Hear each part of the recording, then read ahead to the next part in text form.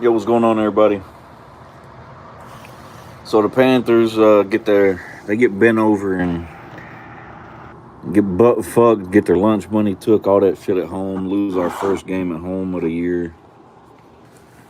And honestly, compared to like last week, I don't think there's a whole lot to talk about. I think the main talking point from that game is outside of there's two main talking points to me. One is what happened to the fucking run defense. We've been so good all year, and then James Cook just fucking bends us over and takes what he wants. But the main talking point is that I think it's obvious if you even watch the highlights of that game. Andy Dalton is fucking washed. He's done. He's stiff as fuck in the pocket. He's slower than I've ever seen him in his entire career. He fucking sucks, dude. And it was actually kind of comical when we were in the red zone and Andy took off he pump faked and then took off running, and the commentary's like, and the 37-year-old takes off and he fumbles the ball, and the ball pops out or something like that. And I was like, that's almost fucking comedy right there. Because as soon as they started to talk about how old he is, which in the grand scheme of things, like 37 ain't that old in real life, but in the NFL, 37 is, you might as well be 67. Because Andy Dalton's only like 7 years older than me. And, I mean, in the NFL, around 40 is old. Like, look at Aaron Rodgers and Joe Flacco. In real life, we wouldn't be like, damn, they're old as fuck. They're only like 40. I think Aaron Rodgers 41. One of them's older than the other one by a year. But point being, in NFL years, Andy Dalton's old as shit. I mean, he got drafted the year Cam Newton did, 2011, so he's been in the league for like, 14, 15 fucking years now? But yeah, man. Basically, Andy Dalton sucks. We might have the worst backup quarterback in the NFL. Which I'm glad.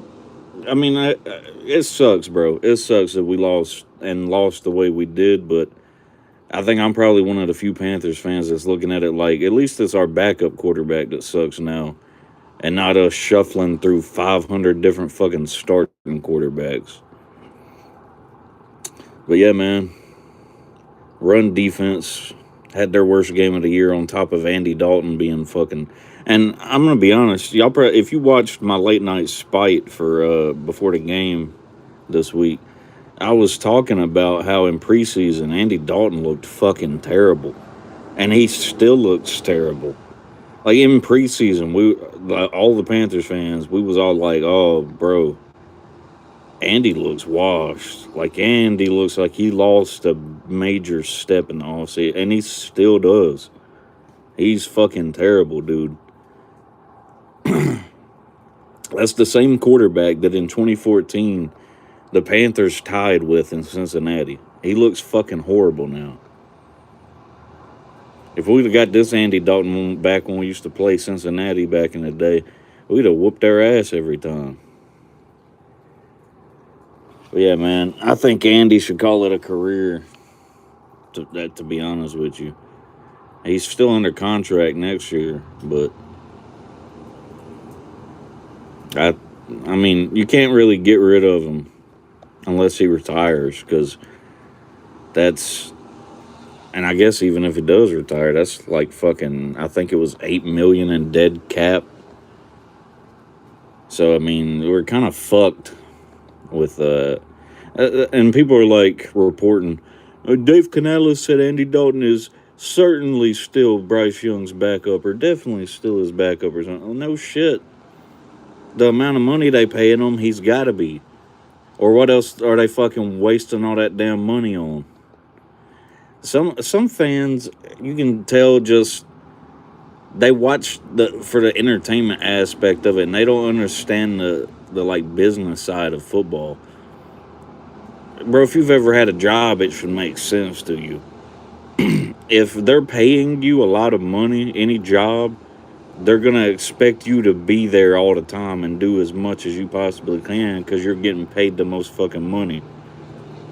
That's why you get paid the most money. You know what I'm saying? So, in like terms of backup quarterbacks, they don't get paid like a starting quarterback, but they get paid a decent amount of money in case something happens to the starting quarterback. And we can't do anything about Andy at all this year. We'd be eating a shit ton of dead money. And I wouldn't really do anything about it next year either, even though I would like to have a different backup quarterback. But financially speaking, we can't really fucking afford to do anything about it. Maybe we could trade Andy to some team that wants a shitty backup quarterback. I don't fucking know. Give him to Tennessee. Well, hell, I'll take a fucking 6th-round pick for Andy Dalton. I mean, I don't think you're going to get much for it. But yeah, man, all the people that shit on Bryce Young all the time, if anything, this week should have showed y'all how much better Bryce runs our offense than Andy Dalton does. If Bryce played Sunday, I think we wouldn't have got blown out. We still might have lost, but we wouldn't have got blown out like that.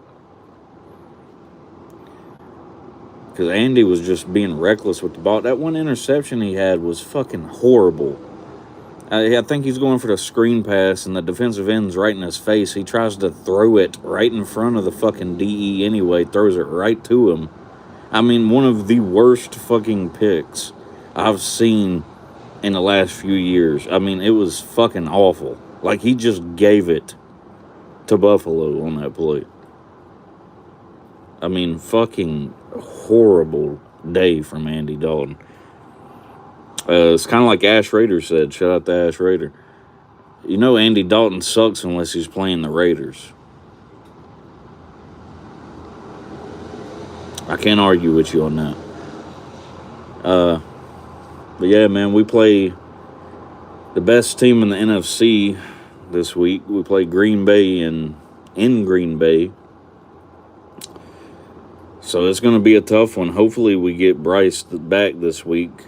So far, I've been hearing the optimistic side of it is Bryce is probably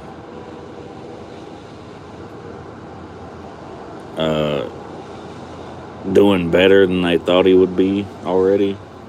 I don't know. I'm hoping Bryce can play that Green Bay game. If he can, I mean, Green Bay is a damn good team this year. They got a pretty good defense. So, I don't know, man.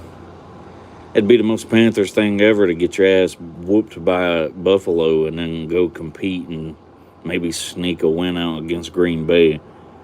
So, I mean, who knows? The NFC South is weird, too. The Panthers beat the Dolphins, and the Falcons beat the Bills, but the Dolphins beat the Falcons, and the Bills beat the Panthers. What a fucking division. What a fucking division we got, bro. Oh, man. Yeah, hopefully we can get something going against Green Bay in Green Bay. But Dave Canales has been so fucking inconsistent with his play calling, dude. I don't trust Dave Canales more than I don't trust any player on our team. Some people be like, some people are still on the Bryce hate train and shit, bro. What's up, Brandon? I ain't trying to beat ESPN. I don't give a fuck if I'm boring, bro. The people that actually want to hear what I got to say is going to watch it and fuck everybody else. You know what I mean? Also, this channel is really just me talking about my fucking football team. So, I mean, I would expect anybody that's not a Panthers fan to not really give a shit. Or if you're not in the NFC South, you know what I'm saying? If you're not in the NFC South, you really probably couldn't give a fuck less. I can't blame you for that. Well, shout out, Brandon. Good to see you, man. Yeah, Dave Canales, man, you got to stop being so fucking inconsistent with the play calls. Like when we played the Cowboys, bro cooked in play calling all game. And you want to fuck around since then, and it's like every game he's just got, since Chuba come back, he just cannot fucking call a game. And maybe the Buffalo game he was gonna call good, but we had to start throwing heavy because we got down so fucking fast.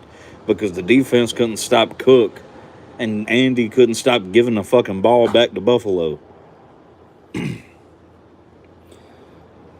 So hopefully Dave Canales gets his head out of his ass, feeds Rico Dowdle the fucking ball, because he's been way more productive than Chuba has this year. Hell, I think even Trevor Etienne has been more productive than Chuba has this year. And don't get me fucking wrong, I like Chuba Hubbard, but I also like whatever's going to help us win fucking games more than that. So Rico Dowdle has actually won us a couple of games, has he not? So why would you not continue to feed him the ball?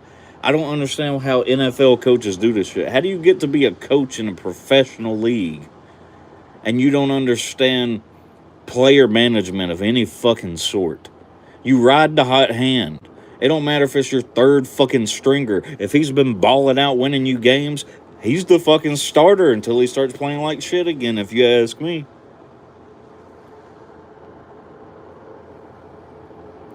So Dave Canales, please get your head out of your ass while we're still 500 and got a shot in the NFC South. We might not win it, but we're in the hunt. If you watched Monday Night Football before the game started, they showed the playoff picture in the NFC. The Bears, the Panthers, and the Cowboys were the three teams in the hunt. And we play a lot of those teams that's in the playoff picture later on our schedule. If we could beat a Green Bay or a Seattle or a San Francisco, that would go a long way towards playoff time for us, depending on what our fucking record even is at the end of the year. So hopefully we get Bryce back pretty quick. I don't know if we're going to get him back this week or not. I know how high ankle sprains are. I've had one before. It's a fucking bitch. But I think Bryce, I've already seen Bryce running and shit. I don't think he'll be out too long. But you know how NFL teams are. They pay fucking quarterbacks so much money that if there's a chance of them fucking their investment up, they're not even going to play them. But anyways, man, appreciate everybody stopping by. Y'all hit the like on your way out. And I'll be back with a late night spite before we play Green Bay. And yeah, well, I guess I'll go more in depth than just fucking hopefully Bryce plays and hopefully Dave Canales can call a decent fucking game. Anyways, y'all be good, man. Keep pounding. Fuck a booty.